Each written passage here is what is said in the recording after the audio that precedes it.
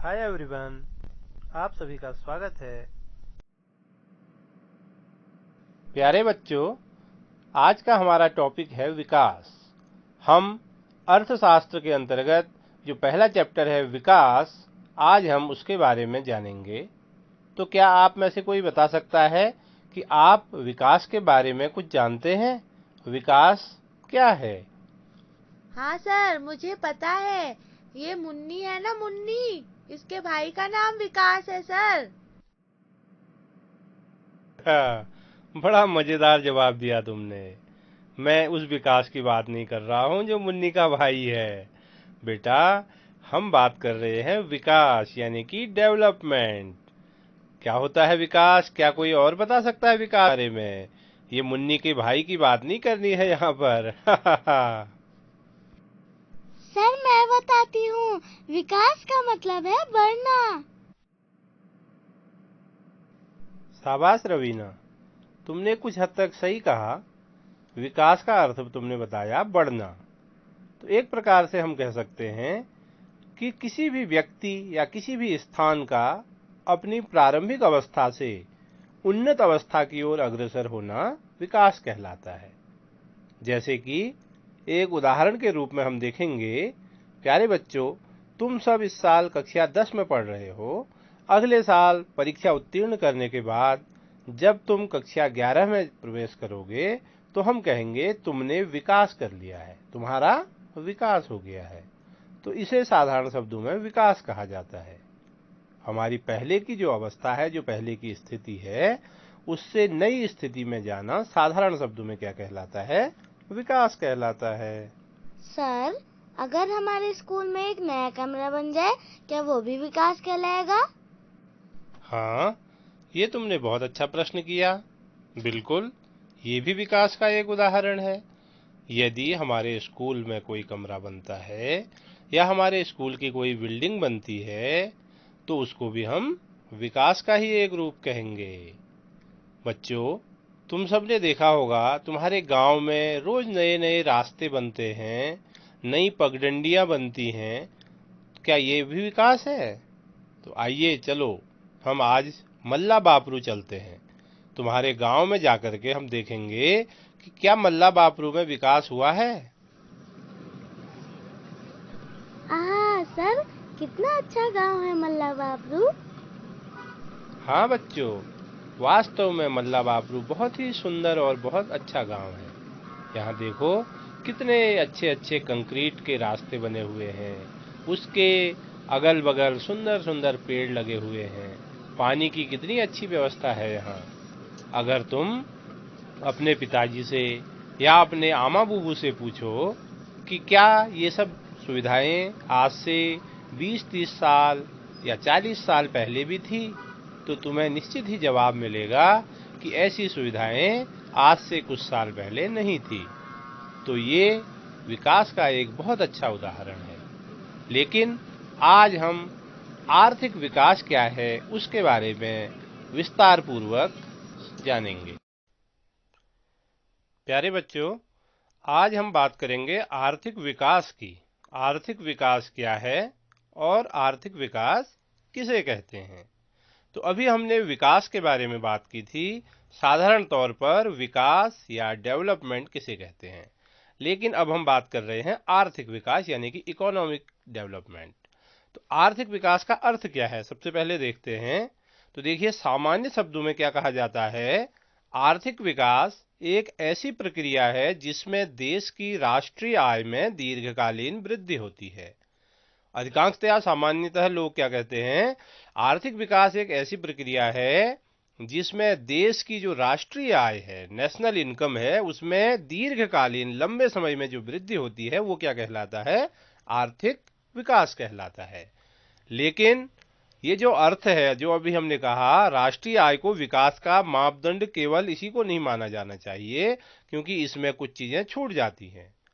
इस अर्थ में विकास के अन्य मापदंड जैसे कि उत्पादन, आय और धन के वितरण को सम्मिलित नहीं किया गया है। तो ये अर्थपूर्ण नहीं है। तो केवल इसी को हम आर्थिक विकास नहीं कह सकते हैं। तो किसे कहेंगे आर्थिक विकास?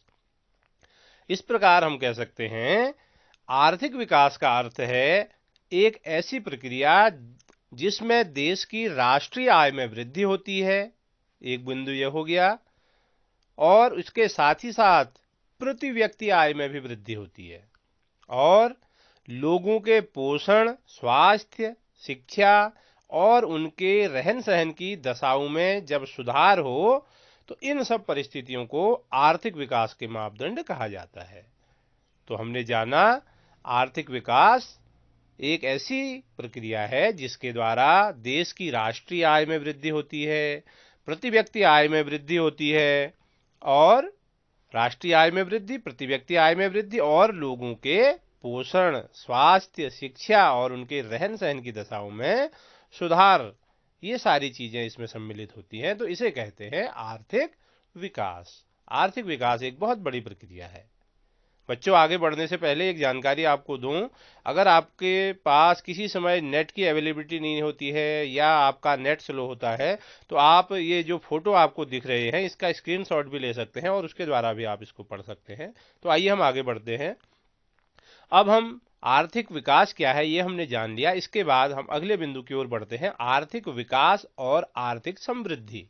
ये दो महत्वपूर्ण अवधारणाएं हैं। तो आइए जानते हैं आर्थिक विकास और आर्थिक समृद्धि क्या एक ही है या इसमें कुछ अंतर है। तो सबसे पहले हम देखेंगे आर्थिक विकास और आर्थिक समृद्धि की अवधारणा क्या है। आर्थिक विकास की जो अवधारणा है ये आर्थिक समृद्धि की अवधारणा से अधिक विस्तृत है। कैसे? तो आइए देखते हैं। सबसे पहले हम जानते हैं आर्थिक समृद्धि क्या है, आर्थिक समृद्धि का अर्थ क्या है। तो देखिए, आर्थिक समृद्धि का अर्थ क्या माना जाता है? राष्ट्रीय आय और प्रति व्यक्ति आय में दीर्घकालीन वृद्धि होती है, उसे कहते हैं हम आर्थिक समृद्धि। अब ये राष्ट्रीय आय क्या है, प्रति व्यक्ति आय क्या है, इसके बारे में हम आगे चल करके जानेंगे। तो यहां पर हमने देखा आर्थिक समृद्धि में राष्ट्रीय आय और प्रति व्यक्ति आय में दीर्घकालीन वृद्धि होती है, तो उसे हम आर्थिक समृद्धि कहते हैं। अब जानते हैं आर्थिक विकास क्या है। तो देखिए, आर्थिक विकास में राष्ट्रीय आय और प्रति व्यक्ति आय में जो वृद्धि होती है इसको तो सम्मिलित करते ही है, इसके साथ साथ आय का समान वितरण, यानी कि जो आय देश की है उसको लोगों में कैसे बांटा जा रहा है, और जन सामान्य जो आम व्यक्ति हैं, देश के आम नागरिक हैं, उनके भौतिक कल्याण में वृद्धि कैसे हो, ये सब चीजें भी देखी जाती हैं। तो उसे कहते हैं आर्थिक विकास। तो देखिए, इसमें केवल आर्थिक कारक ही नहीं बल्कि सामाजिक, सांस्कृतिक और राजनीतिक कारक भी सम्मिलित हैं। किसमें? आर्थिक विकास में। जबकि आर्थिक समृद्धि में केवल दो ही चीजें ध्यान में रखी जाती हैं, देश की राष्ट्रीय आय और प्रति व्यक्ति आय। तो देखा आपने, आर्थिक समृद्धि क्या है? आर्थिक विकास का ही एक भाग कहा जा सकता है। आर्थिक विकास में दोनों पक्ष शामिल हैं। कौन कौन से पक्ष शामिल हैं? उत्पादन पक्ष और वितरण पक्ष। अर्थात उत्पादन पक्ष का मतलब देश की आय, चाहे वो प्रति व्यक्ति आय कहें या राष्ट्रीय आय कहें, कैसे हो रही है।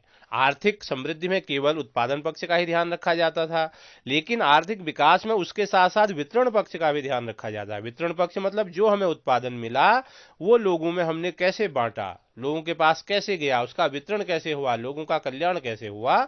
तो इस प्रकार हम कह सकते हैं आर्थिक समृद्धि केवल उत्पादन पक्ष पर बल देती है और आर्थिक विकास उत्पादन के साथ साथ वितरण पर। तो हमने जैसा शुरू में कहा था कि आर्थिक विकास एक विस्तृत प्रक्रिया है और आर्थिक समृद्धि एक संकुचित प्रक्रिया है। तो आर्थिक समृद्धि ही आर्थिक विकास का एक भाग मान सकते हैं आप। तो ये प्रमुख अंतर है आर्थिक विकास और आर्थिक समृद्धि में। तो चलिए अब हम आगे बढ़ते हैं।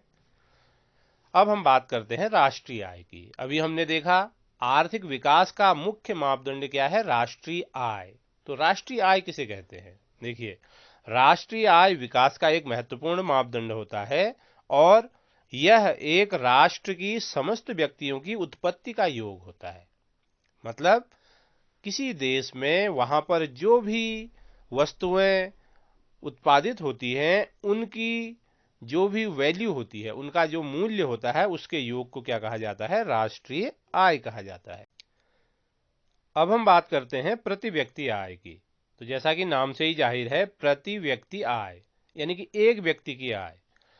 क्या है प्रति व्यक्ति आय? देश की कुल आय को कुल जनसंख्या से भाग देने पर प्रति व्यक्ति आय ज्ञात की जाती है।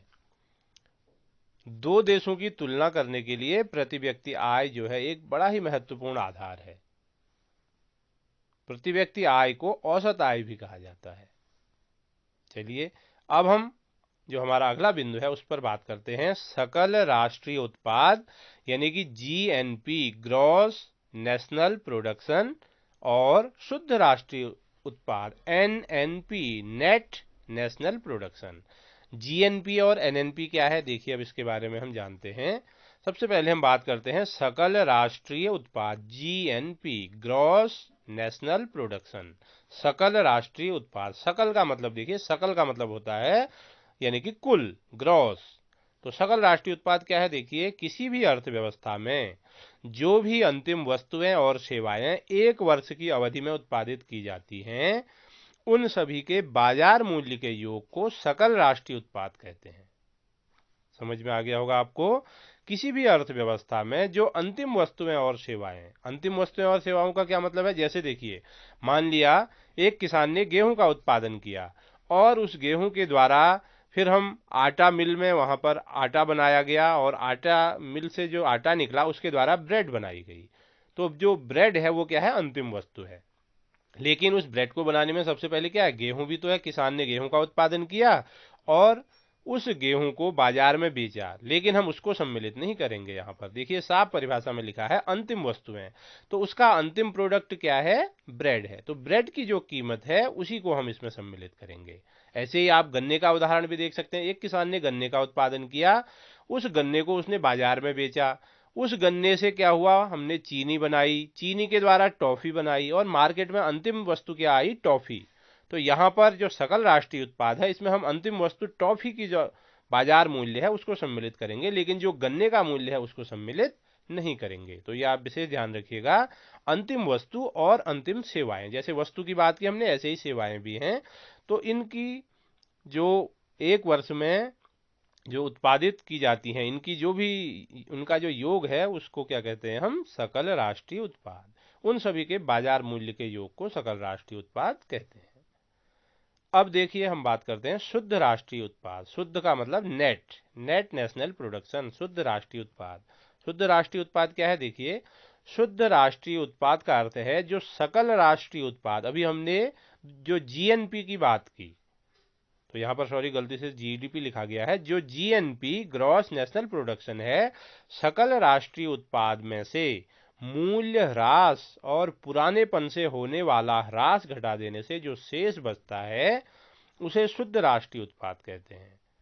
तो या शायद आप ये समझ गए होंगे शुद्ध राष्ट्रीय उत्पाद क्या है, जो सकल राष्ट्रीय उत्पाद हमारा आया, ग्रॉस नेशनल प्रोडक्शन, उसमें से मूल्य ह्रास। मूल्य ह्रास क्या होता है, ह्रास मतलब कमी, किसी भी चीज का मूल्य का कुछ समय के उपरांत ह्रास होता है और पुरानेपन से कुछ उसमें हानि होने लग जाती है, उसके द्वारा भी ह्रास हो जाता है। जैसे कि आप जानते होंगे, मान लिया किसी फैक्ट्री में कोई मशीन है, तो उस मशीन में क्या होगा, धीरे धीरे वो मशीन में कुछ मरम्मत होगी, कुछ उसके कलपुर्जे खराब होंगे, तो मूल्य ह्रास और पुरानापन घटा दिया जाता है, तो उसे हम कहते हैं शुद्ध राष्ट्रीय उत्पाद। अब देखिए एक अगला हमारा बिंदु है सकल घरेलू उत्पाद, जीडीपी। बड़ा ही महत्वपूर्ण टॉपिक है ये, ग्रॉस डोमेस्टिक प्रोडक्शन, सकल घरेलू उत्पाद। तो सकल घरेलू उत्पाद क्या है, अब इस पर बात करते हैं। किसी देश में एक वर्ष की अवधि में जिन वस्तुओं और सेवाओं का उत्पादन किया जाता है, ध्यान दीजिएगा, किसी भी देश में एक वर्ष की अवधि की बात कर रहे हैं हम, जिन वस्तुओं और सेवाओं का उत्पादन किया जाता है उनके मौद्रिक मूल्य को सकल घरेलू उत्पाद कहते हैं। फिर से देख लीजिए, किसी देश में एक वर्ष की अवधि में जो भी वस्तुएं और सेवाएं हैं उनका जो भी उत्पादन होगा उसका जो मौद्रिक मूल्य, जो मुद्रा में उसका हम मूल्य ज्ञात करेंगे, उसे हम कहते हैं सकल घरेलू उत्पाद। और सकल घरेलू उत्पाद में एक महत्वपूर्ण बात, जीडीपी में एक चीज ध्यान देने की है, आप ध्यान रखिएगा। सकल घरेलू, देखिए घरेलू कहा हमने, यानी कि देश के अंतर का जो उत्पाद है, सकल घरेलू उत्पाद देश के अंतर्गत जो उत्पाद है उसमें क्या होता है, विदेशियों के द्वारा जो आय होती है, जो विदेशियों के द्वारा अर्जित आय है उसको घटा दिया जाता है। जैसे कि आप जानते होंगे, जैसे वॉलमार्ट कंपनी है, क्या है, एक बड़ा सा मॉल है, वहां से हम जो सामान खरीदते हैं, अब देखिए वो कंपनी अमेरिका की है, तो अमेरिका उस कंपनी से क्या कर रहा होगा, कुछ पैसा कमा रहा होगा, और वो पैसा यहाँ भारत में नहीं रहेगा, उसको वो लेकर के जो भी उनकी आय होगी टैक्स आदि देने के बाद अपने देश में ले जाएंगे। तो इस प्रकार से विदेशियों द्वारा जो भारत में आय अर्जित की जाती है उसको सकल घरेलू उत्पाद में सम्मिलित नहीं किया जाता है। तो आप समझ गए होंगे सकल घरेलू उत्पाद किसे कहते हैं। तो प्यारे बच्चों, आज हम यहाँ पर आर्थिक विकास के बारे में जान रहे थे। अब हम इसके कुछ अन्य पहलू हैं उसके बारे में अगले वीडियो में जानेंगे। अगर आपने अभी तक मेरा चैनल डिजिटल दुनिया A to Z सब्सक्राइब नहीं किया है तो नीचे दिए गए लाल रंग के सब्सक्राइब बटन को प्रेस करें और उसके सामने बेल आइकन को प्रेस करें ताकि जो ऐसे उपयोगी वीडियो मैं आपके लिए लेकर के आऊं सबसे पहले आप तक पहुंचे। तो इस चैनल को लाइक करें, अपने दोस्तों के साथ शेयर करें। आपका बहुत बहुत धन्यवाद।